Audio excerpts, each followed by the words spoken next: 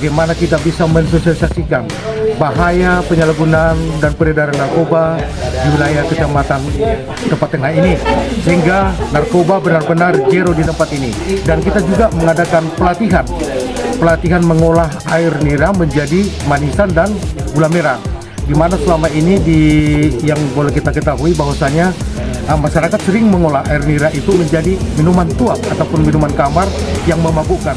Tentu itu harapan kita dengan program ini supaya bisa membantu dan bisa manfaatnya air nira ini bisa untuk dijual atau diperjualbelikan untuk kepada orang banyak menjadi gula merah.